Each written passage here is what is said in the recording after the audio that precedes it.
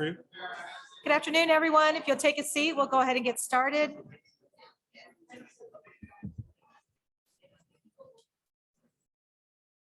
Thank you. Good afternoon and welcome to session 2 of the Combating Homelessness Trap. I'm Cindy Stotler with the Arizona Department of Housing. I'll be moderating this session titled Private Sector Funding Initiatives. I have personally been working in the government arena on community issues for over 30 years. We've always had foundations and community support for pieces of what we do, but never private funds specifically for affordable housing and supportive services. In the past few years, one of the bright spots in the world of affordable housing and homelessness is the significant increase in engagement and commitment from the private sector to create these types of funds. It's been wonderful to see these initiatives become a reality, and I believe they have the potential to really make a difference in Arizona. So today, I'm really excited to have Howard Epstein, the National Executive for Real Estate Asset Sales from the Bank of America, to talk about the Arizona Housing Fund, Minnie Andrade, Chief Executive Officer of Molina Complete Care, and James Stover, Medicaid Plan President for Arizona Complete Health, to tell us about the Home Matters Arizona Fund. And finally, Matt Lieber, Manager for Housing Development Systems and Innovation for LISC's National Housing Team, to talk about what other funding sources you can find at LISC. Just a reminder, this session is both live and virtual. So before we begin, I'd like to ask everyone to allow each speaker to complete their presentation, and then we'll open up for questions at the end. And I'll ask the virtual attendees to submit their questions on the chat box, and we'll ask those questions of the speaker for them. When we open up for questions, those of you that are the live audience, we have a microphone right here in the center of the room. So if you please come up and speak into the microphone, so we avoid passing a microphone around and so we don't have to clean it for COVID. Appreciate that. And now we'll go ahead and get started. Please welcome our first speaker, Howard Epstein.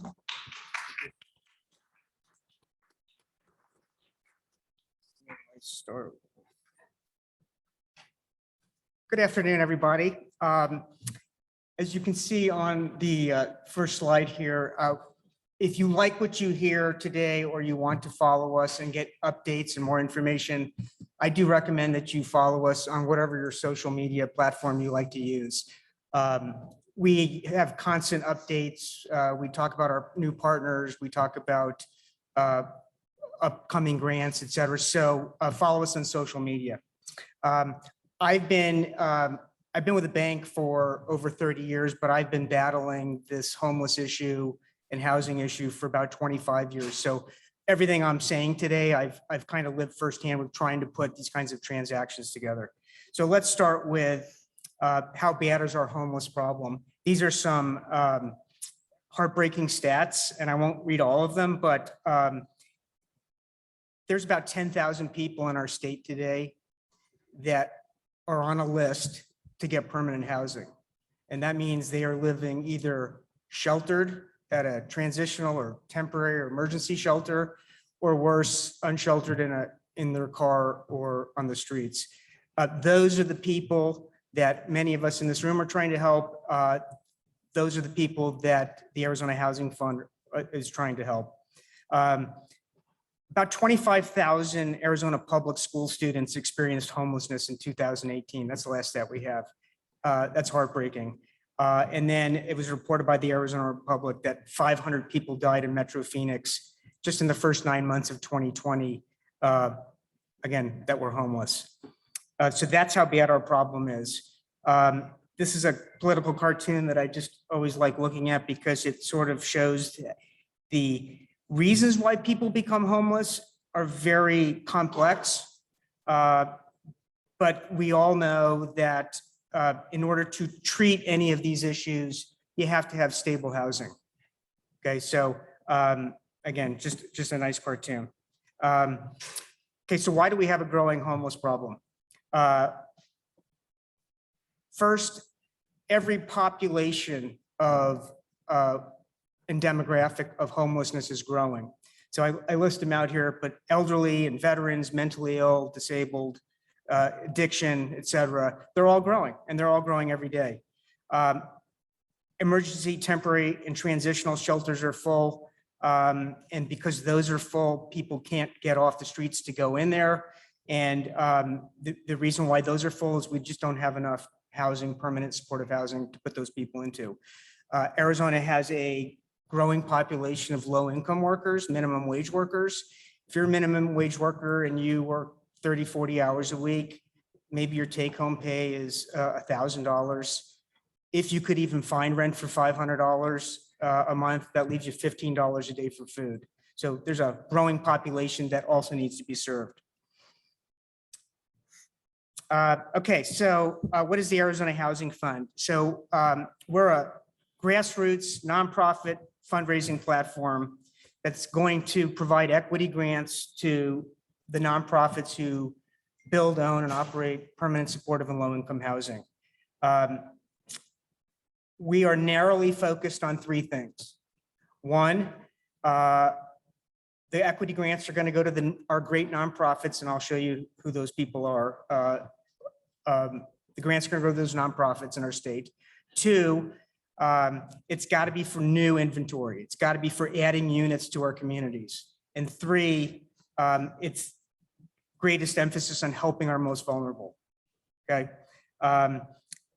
I don't know if it's on one of our slides, but one of the really unique features of our fund is all of our expenses that we have are underwritten by really fantastic and generous donors. So every dollar we raise will go to the cause, will go to our nonprofits. Not too many philanthropic efforts can say that. Many in the audience may know this already, but this is just a little slide on what is permanent supportive housing. And it is just what it says. It's permanent, meaning people sign a lease and they can stay as long as they want. Supportive services are there for people who need them. Not everybody, not all of our residents need supportive services, but for those who do, it's there. From the outside, it looks like any other apartment building. And the inside, it has more of a freshman dormitory feel. There's always somebody at the front desk greeting people. Our staff there with supportive services are always around. So this is what the people who, whether you've been chronically homeless or you have mental illness or addiction issues, these are the people that make sure that everybody stays on the right track. Okay, so this might be the most important slide, and I think probably some of you out there do work with some of these fine organizations, but these are some, not all, but a really good majority of the nonprofits in our state, and it is statewide, who provide, own, operate permanent supportive housing. One of the things I do is I travel to other cities to go see how other communities and nonprofits provide this kind of housing.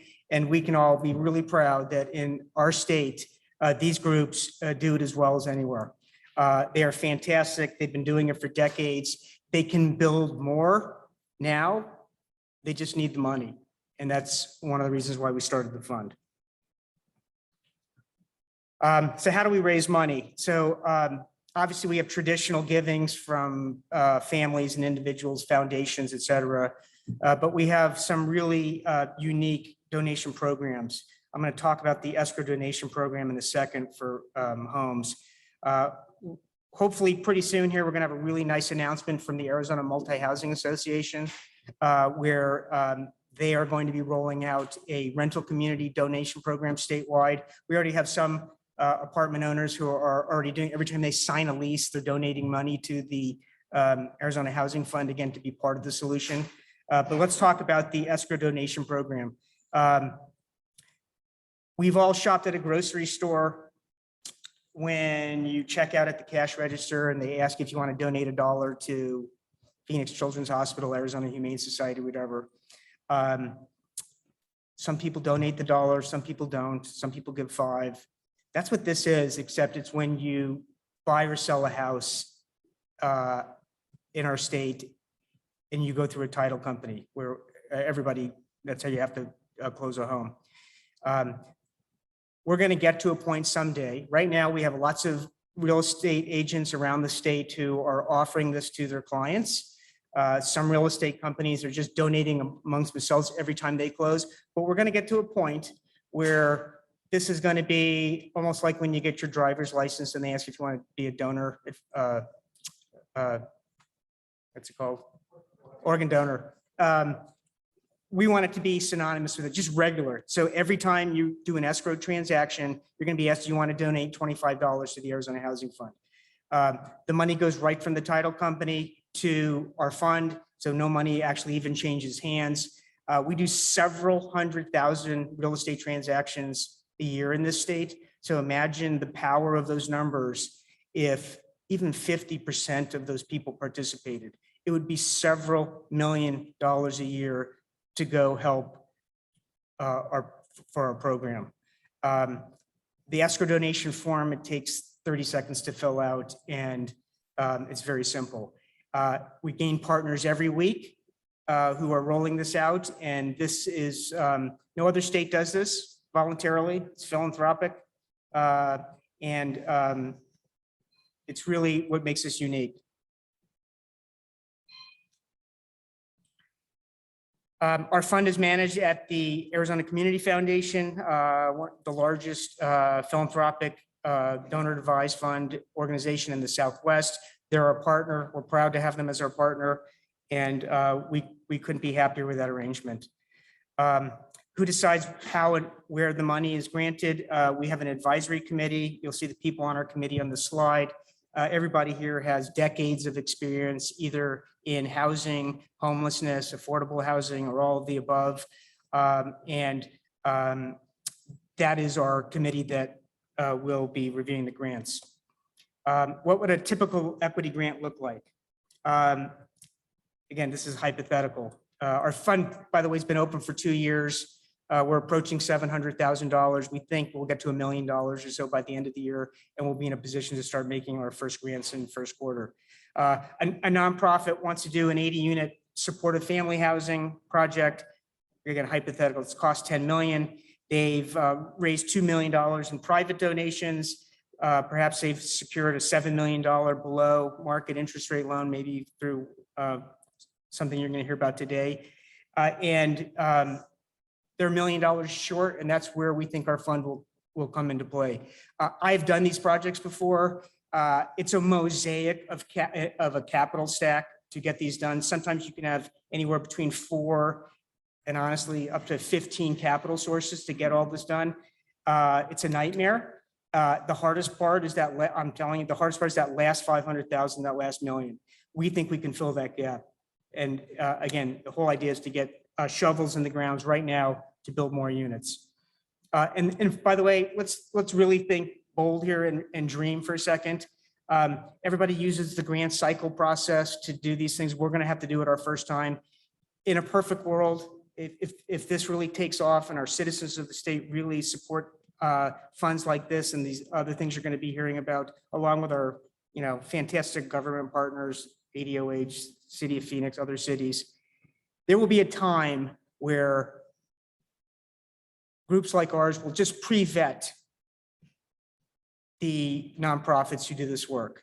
So when you're trying to acquire property to do one of these projects, it doesn't always fit into a grant cycle. So imagine a time where an agency finds a closed or rundown motel, which you're going to hear a little about later, that they could come to somebody like us and say, we found this hotel, we're ready to go, it's going to cost X amount of dollars. There's no grant cycles because it's, whatever, that they could come to somebody like, and we could just say, go, green light, here's the money. I think we're going to get to that point sometime, and we can move as fast as really the citizens of this state want us to. How much can we raise? Again, our bold goal is to raise $100 million over the next 10 to 15 years. We think we can do it. I talked about PetSmart Charities here for a second. PetSmart Charities has a check register program. They've been doing it for 25 years. They've raised $400 million and distributed $400 million to pet charities around the country. Why can't we do something for our most vulnerable citizens in our state like that? So that's sort of the model I like to look at and say we can do it. So in closing, in our short time today, this is a private sector program. It's voluntary, it's philanthropic, it's grassroots. We're seeing more and more companies sign up to do this. And we're going to see tangible results by bringing more units to help our most vulnerable citizens. I know there's going to be some questions, so that's the end of my, the last part of these slides are just, these are some partners who have already signed up to work with us. We're really happy. We're growing every week, like I said. So that's all I have. Thank you very much.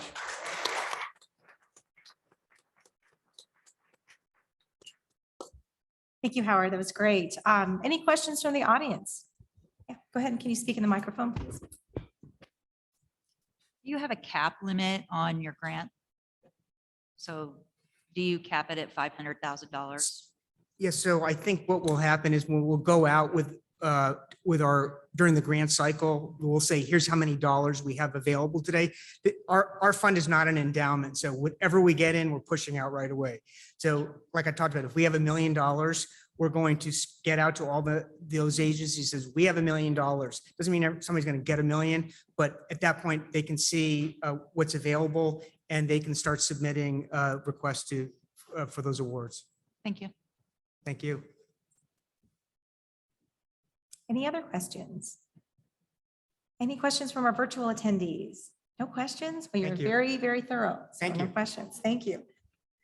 All right, we'll move on next to our next fund, the Home Matters Fund, and we'll bring up Minnie and James.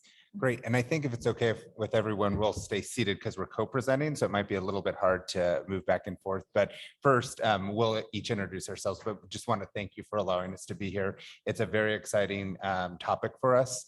I'm going to open it up. Minnie's going to give you kind of the really what the program's about, and then I'll talk about some outcomes at the end. But I just wanted to kind of open up with saying, for me, it's a very actual personal mission around housing. So how many of you know where Ajo, Arizona is? Raise your hand. So some people. Now, how many of you know where Ajo is because you either drove through it on the way to Rocky Point and needed to stop and get gas, or you saw the sign at Y and had to make a turn to get there? Others? Oh, so many of you've been to actually Ajo. That's incredible. I was actually born and raised in Ajo, believe it or not. In the mid 80s. And if you know Ajo, it was a mining community, right? So the mines were the entire economy of the town. So when the mines closed, there was no economy left anymore. And while I never personally experienced homelessness, it was only because I was fortunate enough to have family members who allowed us to stay with us when we were evicted from our homes. We finally ended up moving to Tucson, but in mining communities, a lot of times you don't have reserve funds, right? You're working kind of paycheck to paycheck in kind of that situation. We had to live with family members or we would have been homeless. So I was fortunate to have families, but I also understand that when you're worried about food and you're on public assistance for food, when you're worried about housing, it's hard to think about anything else, right? You're not thinking about your healthcare. You're not thinking about anything else because you're focused on that need to be able to be housed. And I've personally experienced that in my life. What I want to talk about today, and I forgot that I had the clicker, is really this collaboration that has occurred between the managed care organizations and other in Arizona, and we'll talk a little bit about that, as well as other organizations that have come together. Minnie and I are actually competitors, and right now, don't tell anybody, but we're in a competitive RFP against one another.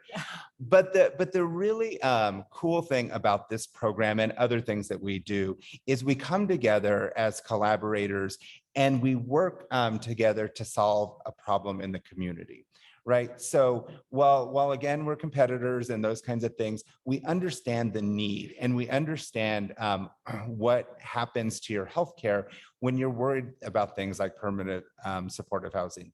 So there are 7 managed care organizations in Arizona that manage the Medicaid population that have a contract with Access. We're all part of what's called the Arizona Association of Health Plans. The Arizona Association of Health Plans, there's a lot of things, but one thing that was born out of this was the Home Matters to Arizona Fund. And that's really the collaborative fund that all of us contribute to and all of us work to really help with more of this permanent supportive housing. On the next slide, what I want to talk about just really quickly is right now under the Medicaid umbrella, which is Access, there are about 3,000, a little over, individuals in permanent supportive housing programs. What we'll talk about though in this presentation is really kind of how you pull that all together and the impact that it has on people's life and the impact it has on cost, right? So the way that we're able to sustain programs like this from a financial perspective is the impact that it has in reduction of healthcare costs, in reduction of inpatient utilization, behavioral health costs, as well as the impact that it's going to have on other types of issues like incarceration and things like that. So I'm going to turn it over to Minnie now, who's going to talk to you, about the program and see if we have any questions. Thanks, James.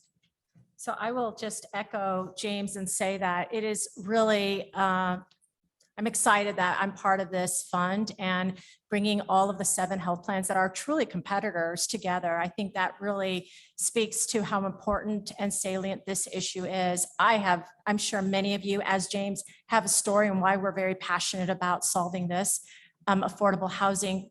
I would call it a crisis in Arizona, and really trying to get people housed. Healthcare, for us who are in healthcare, we understand that housing is first. Having a home over your roof is a primary thing.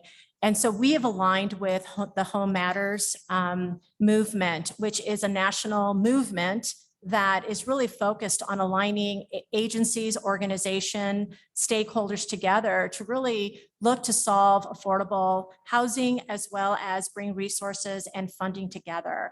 We were able to, through this fund, we've partnered with Home Matters to do just that. And we're quite excited to bring that into Arizona. So how do we think about Home Matters in our fund to the Home Matters principles? When we think about an individual's success, when you have your house, I know the first thing I do when I'm done with work, I sit in my house and I recover and I'm able to have a place where I can do that. That's one of the key principles of Home Matters, is ensuring that people have that place to recharge and be effective. Education, I think Howard called that out as well. Education is so important for children to have a house over their head and be able to be productive in their academics. It's critical. You're not even thinking about education when you're struggling on where am I going to be sleeping? Where do I put my things? Where do I put, where do I find my family? I mean, housing becomes so important for education. Health, James called out several key things that we think about from health plan perspective is when people have a home, they have a place to recover. They've got things that they're thinking about. Food is more stable in a home. So we think of all of the principles of Home Matters. It aligns so nicely to the things that as an MCO, a managed care organization and a health plan, we really look to. So it's so nice to have an organization like Home Matters that we align with on those principles. I have this little thingamadig. Okay. And really our fund came together again with the notion of really making an impact in Arizona. And in 2020, all of the health plans committed 50% of our reinvestment into putting into this fund.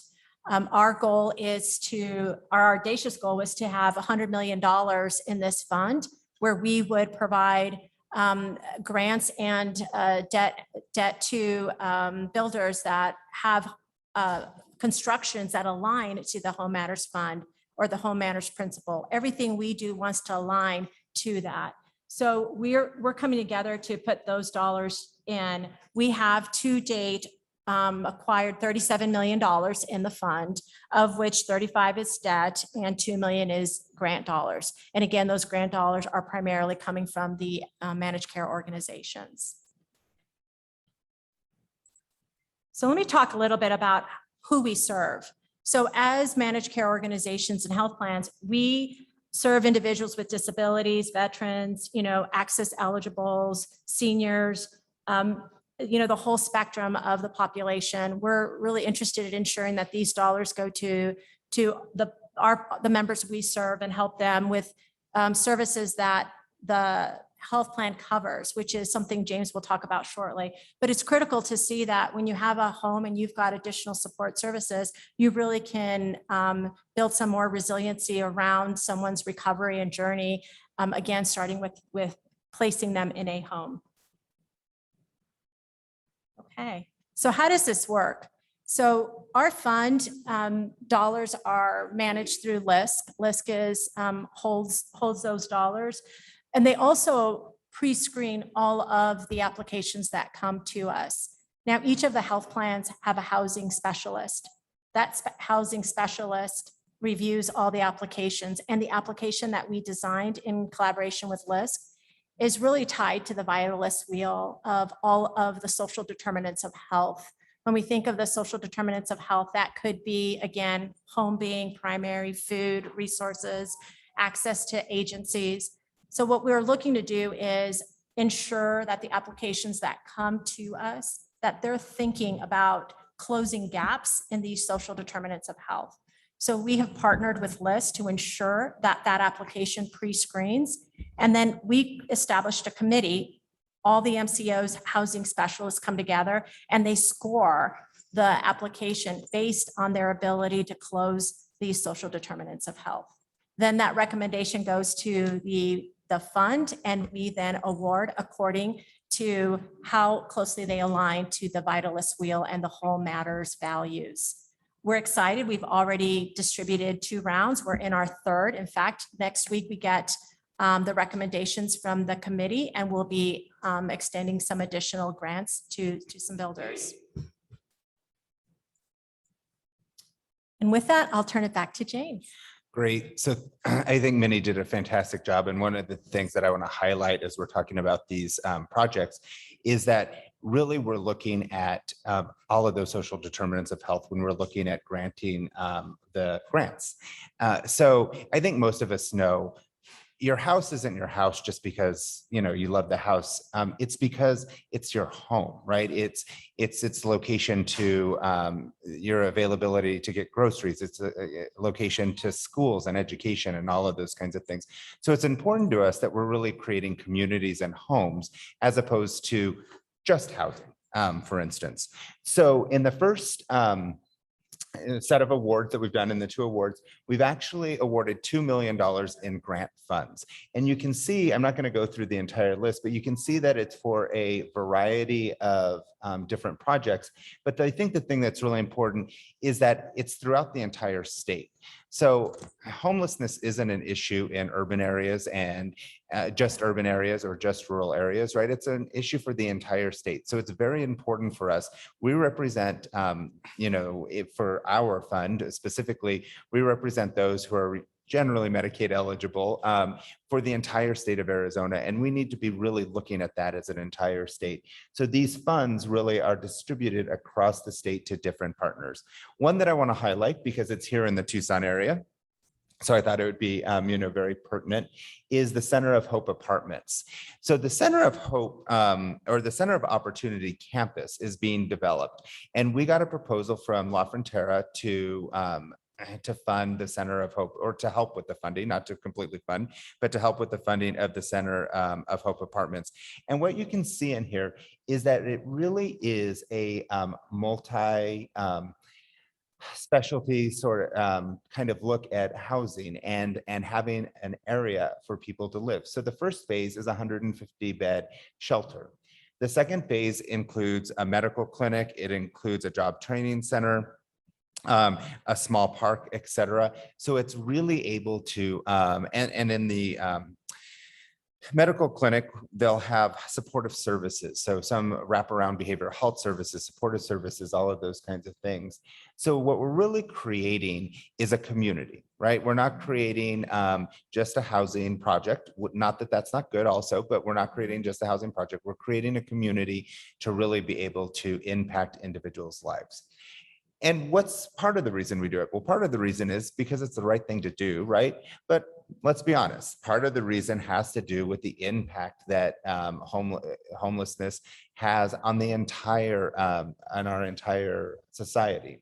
So we have some stats in here, but if you take a look, individuals, so this was a study done from the ASU Morrison Report Institute that was published in May of 2021. So it was a 6-year study across 6,300 individuals with chronic mental illness. And in that study, it showed almost a 29% decrease in cost in this specific study.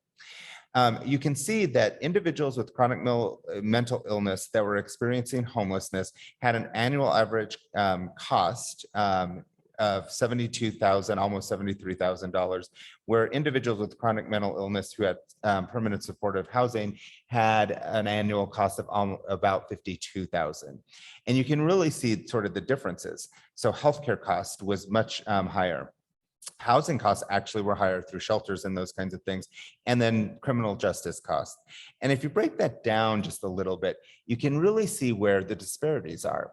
So actually in behavioral health, so that's the first column, behavioral health costs were significantly higher for those experiencing homelessness than those who had permanent supportive housing. Now, it's probably not a surprise to anyone, right? I'm probably not telling you anything that you don't know, but it really shows the impact that it has on overall a person's overall well-being, as well as the cost implications it has to our entire system and our taxpayer dollars. Physical health costs actually were higher for those on permanent supportive housing. And really what that's saying is people were actually getting in for things that they needed to be getting in for. Wellness visits, those kinds of things where they weren't probably when they were in when they were experiencing homelessness. Pharmacy costs, also a pretty significant difference. And then you look at the costs to the justice system. So police costs, incarceration, court costs were all higher with individuals experiencing homelessness. So at the end of the day, these are the reasons that we came together as a collaboration to really support this project.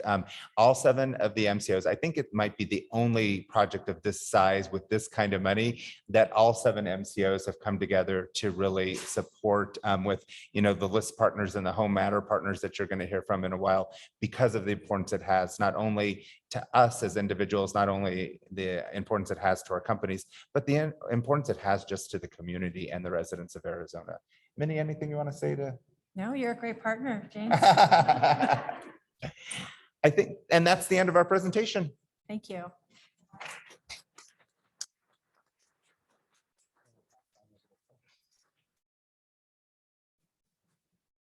Thank you, guys. That was wonderful. And, I think all of us in the business really do understand, or we're always talking about how we're spending so much money caring for the homeless, and the police are spending money, and the EMTs, and, all those costs that we could put somewhere else to a better use. And you are doing that. So that's wonderful. Thank you so much. Any questions from the audience? Coming up there.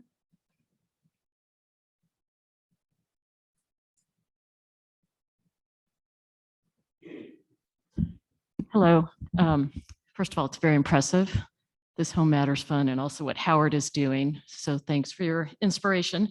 With Home Matters, my first question is, now this is all on capital funding. Is that correct? Is the focus on capital dollars? Have you talked about operating dollars for programs?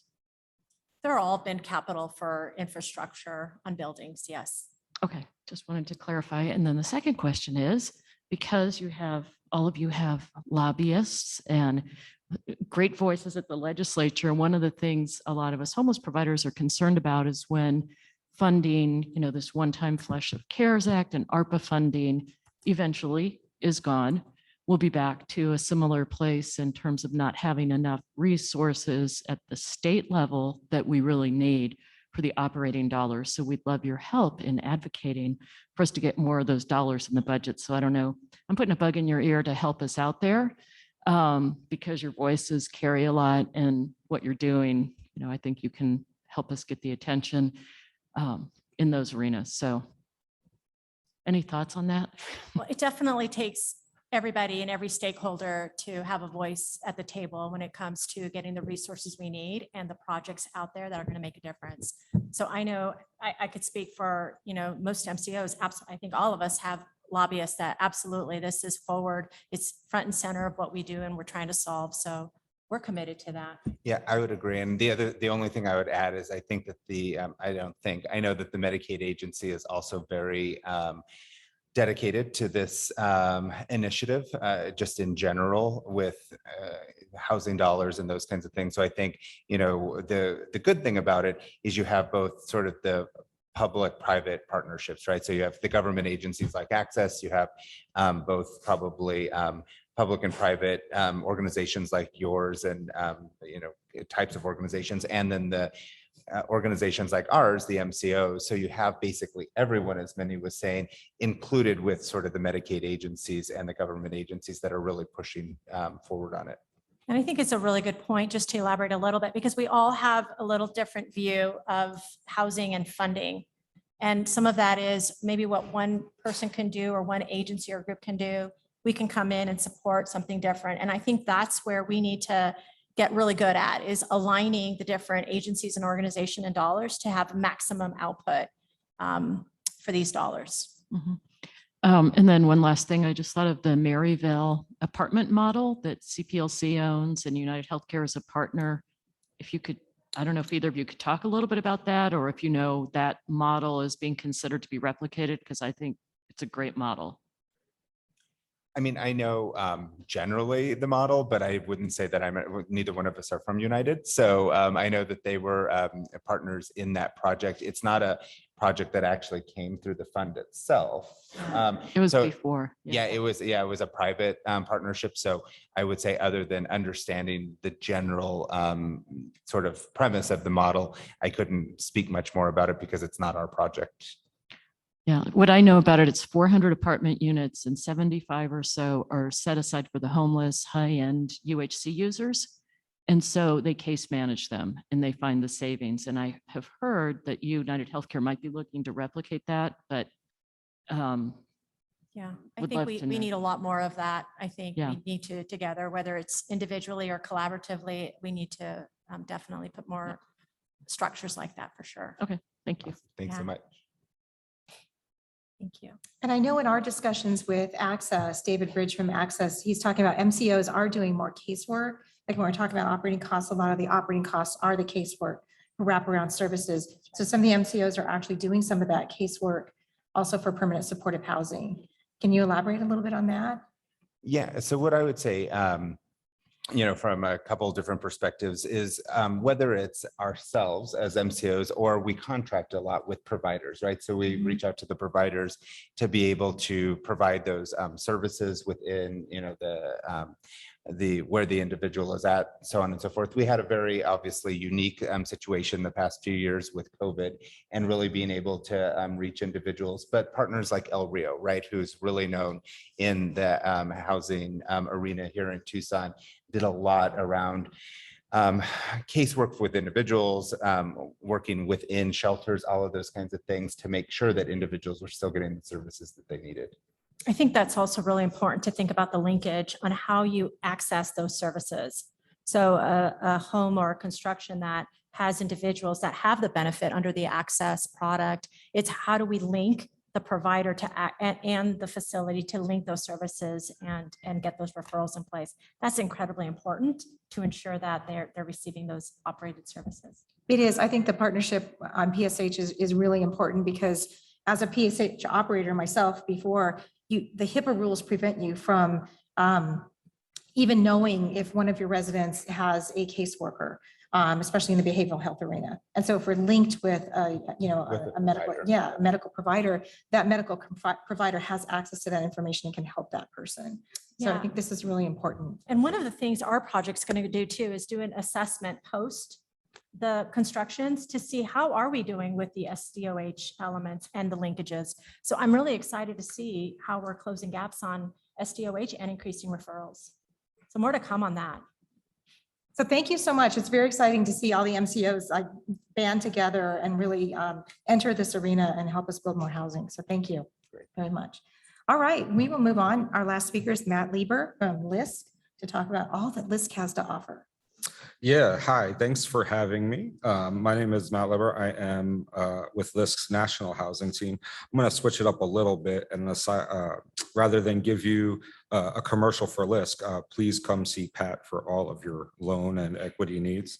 I thought what I would talk about really is a national broader view on funds and really what the drivers of success are and what the drivers of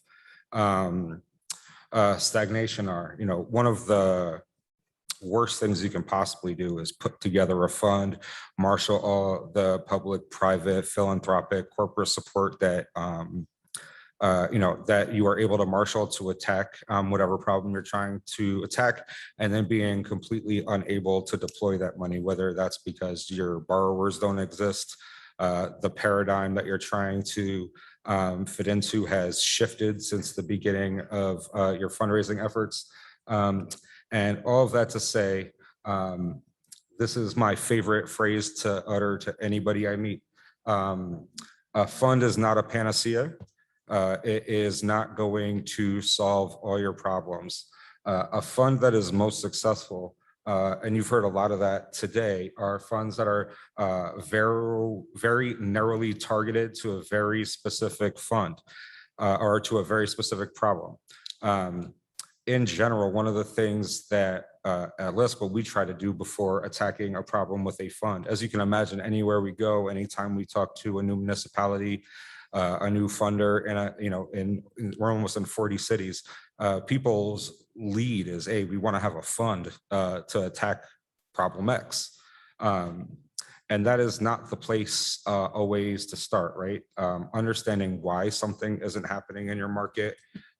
Is it because it just isn't happening? Is it because someone's trying and failing? Is it because there isn't any money? Is it because there's money and nobody can figure out how to put out on the market? What are the missing drivers to your issue? Successful funds don't start out with a dollar amount and then try to back into a product or an issue.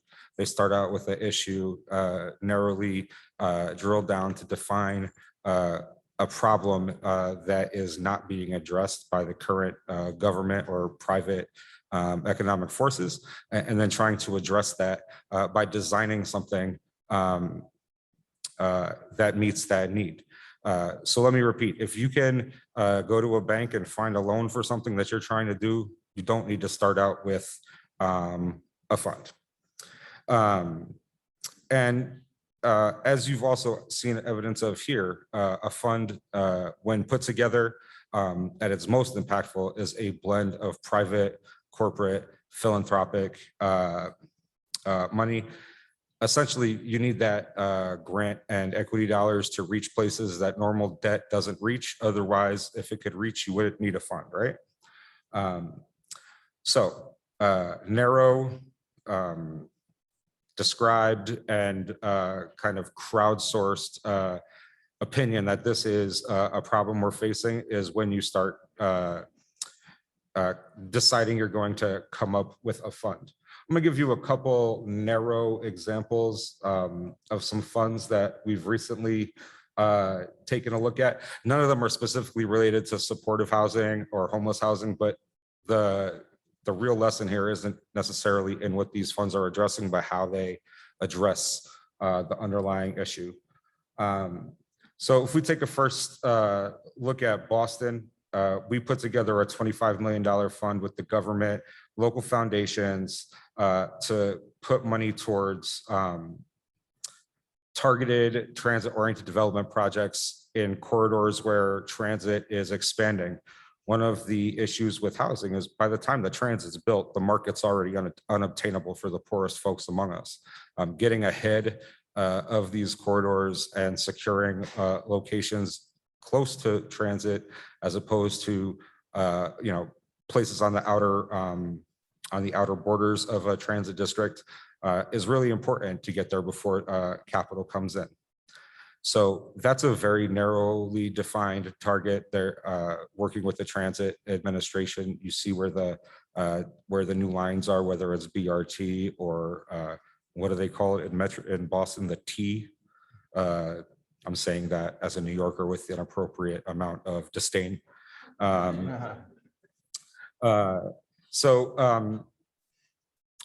That to say, just putting together a fund for affordable housing in Boston is really just an unachievable, nebulous, non-trackable financial mechanism. There's already plenty of CDFIs that exist to just do affordable housing. They are loan funds.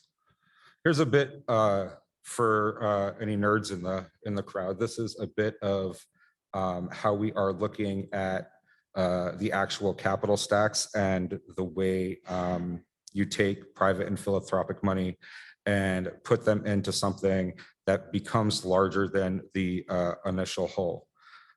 Also, as you mainstream and prove that something is financeable, your ability to drive one, either a larger fund, or two, put yourself out of business because you've solved the issue and now private finance can figure out how to do it. Those are really your two objectives here. As you'll see in the first couple of years here, from 5 to almost $20 million, we've done almost 20 projects, 1,200 units. 67% of the units are affordable, and almost $500 million in development costs are leveraged based on the public-private partnership of about 20 million bucks. It is limited as to what can be attacked because of the size. $20 million in a major metropolitan area doesn't get you much. To the extent that you can revolve it, it gets you more impact. But in a major metropolitan growing area here in Tucson and in the Southwest, you certainly understand boom towns, right? And there's sometimes no way to get in ahead of the need. In California, for instance, we even if you could totally fund the $1 trillion needed to build the housing, affordable housing to meet the need, there aren't people to build it. There isn't a way to deploy it in a timely way. The crisis is more than just money. In Charlotte, we really are going to try to co-opt a market, and I can talk a little bit more broadly about this one because I designed it. Essentially what we're working for in Charlotte is to take another boom town where areas of opportunity, where there are schools with high scoring, with high scores and access to transit in a sprawling metropolis. Those parcels were being snapped up by private developers, and low-income housing taxpayer developers and nonprofits were increasingly shut out of the best sites. So what we decided to do was raise, and this was spurned, I should say, by a report that came out and basically said, in Charlotte, if you were born poor and Black, you were going to die poor and Black. And it really marshaled a huge amount of community support amongst not just the nonprofit community, but the corporate community and the local rich people community, which helps to have one of those. And putting that all together, what we were trying to accomplish and really were successful doing is coming up with an equity fund. If you know about housing, private equity costs you double digits. We came up with an equity fund that was single digits, and then in return for that, the difference in your interest rate gets plowed back into the project in order to subsidize units at the 30, 40, and 50% level. You're carrying less permanent debt. You have excess cash. We're not just going to give you that cash to pocket. We're going to make you essentially buy down your rent roll to get to the lower income units. And now, while we have 30, 40, 50% AMI units in the hardest to reach areas of opportunity and attracting developers that are not LIHTC subsidized developers to build affordable housing in their projects. Really a win-win, introducing developers to affordable housing that are reticent and co-opting without public monies a market which was not already building affordable housing. I will say this, we did work with the city of Charlotte, who went out and got their citizens to vote for a $50 million bond to fund affordable housing, which then they came to us and pledged to throw in kind of as a sidecar to this fund, really as a regulatory hammer. If you can get a project to take, housing trust fund money, that's the ability to keep the city in the deal forever. That's the ability to really stay at the table if there's ever a refinancing or a sale to keep units affordable. And so at the end, we've gotten over 1,500 units, 20%. Think of an 80-20 deal with the bond financing, 80% market, 20% affordable. We got 20% of these units in regular projects at 30% AMI, NOAA, new construction, both in targeted areas of economic mobility. That is another example of something, a very targeted fund, as opposed to, hey, let's build affordable housing in Charlotte, North Carolina. And then quickly, because I'm sure I'm eating all the oxygen in the room, a little bit about DC Preservation Fund. They came to the table with a policy decision that they wanted to save 100%, preserve 100% of the units coming up for a regulatory renewal in DC from going market. As you may know, in many of the nation's largest cities, you lose more affordable units a day than you can build. And at the end of the year, even if you've met your building target, you've probably lost just as many or more from projects that are going out of regulation. So in DC's poorest neighborhoods, what we're trying to do is not just with tenant associations, but with nonprofits and other small developers, get at smaller buildings before, I don't want to say predatory equity, but market equity comes in to snap up projects. DC is a very small square, and that square is going, well, square minus what they gave back to Virginia, but is very small. And as the land doesn't get any bigger because there's no annexation of other places, there's a tremendous upward pressure constantly that drives people to homelessness and out of the district. So right now we've got this fund up to about $80 million and revolving. And essentially what the plan is to do is to help projects that have more than 5 units and have people under 80% AMI. We're trying to essentially find a way to keep those projects in resident hands. Here's a bit of the capital stack. You can see we're taking $15 million in private capital, and we're leveraging that with DC's $5 million investment. So for where the city's coming, they're spending $5 million and getting, at the end of the day now, $80 million of impact. I will not play us out. So that's all I have. I'm happy to take any questions.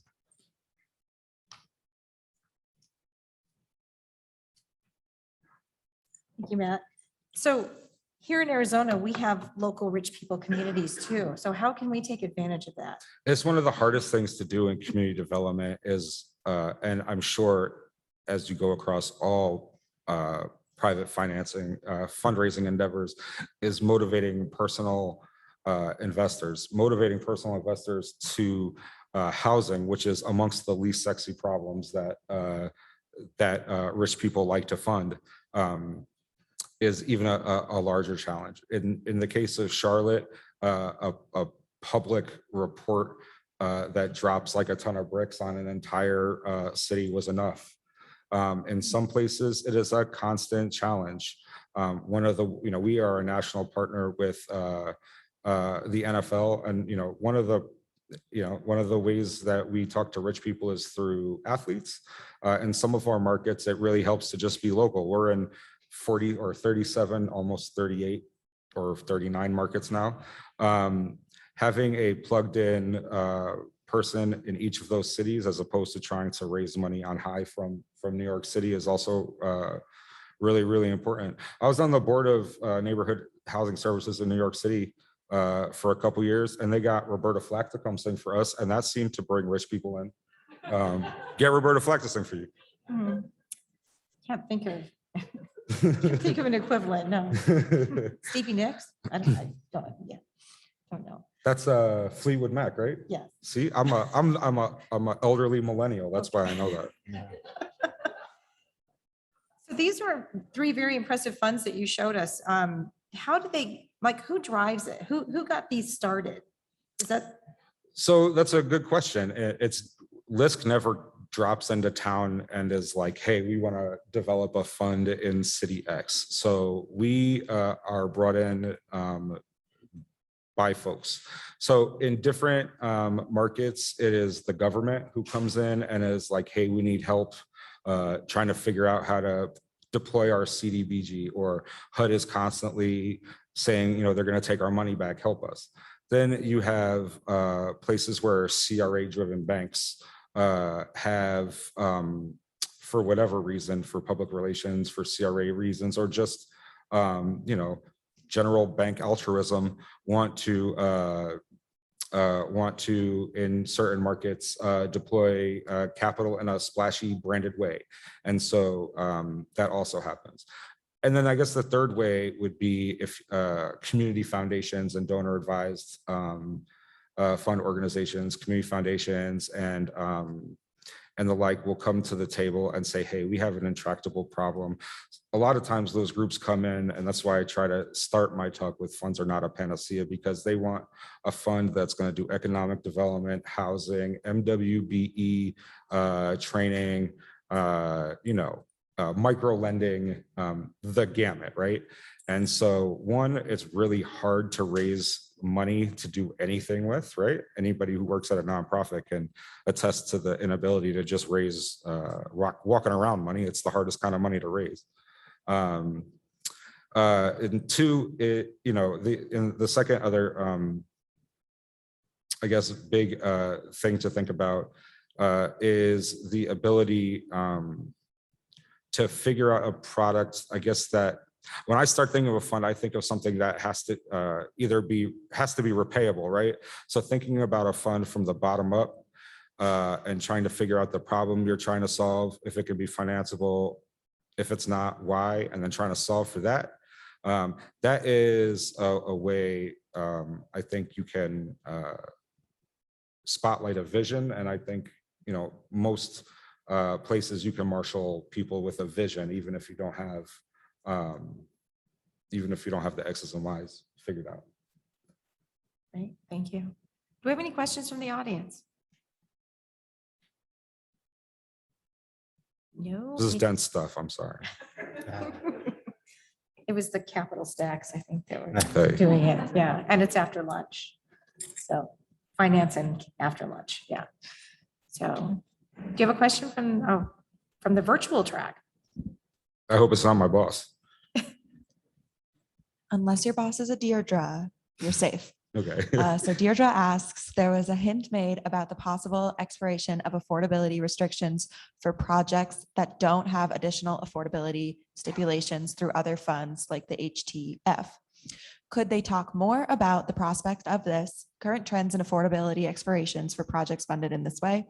And how can we deal with this? So affordable housing preservation is, I would say, along with new construction and new units, probably the biggest challenge in community development that we face. One of the problems with privately financed fund mechanisms is that they really, aside from voluntary deed restrictions, it really lacks a regulatory hammer. It lacks an enforcement mechanism. The way that we like to try and address expiring affordability, especially vis-a-vis attacking that issue with a fund, or even a public-private fund, is by including that city money or government money or state money in the deal, even in some perfunctory small way. If it's $100,000 into a project and, you know, there's $10 million of private money on a low-income housing project that is essentially never going to, based on NOI, you know, be a super valuable project. That $100,000 keeps a city at the table once an initial regulatory period expires. It keeps the city at the table anytime there's a prospective buyer or a refinance event. And as long as that city or state money is in, essentially, that keeps the housing affordable. So that's the way on a fund level we would attack that. I'd say on a macro level, your question is a question that every state housing finance agency tries to address every day. It's a real problem.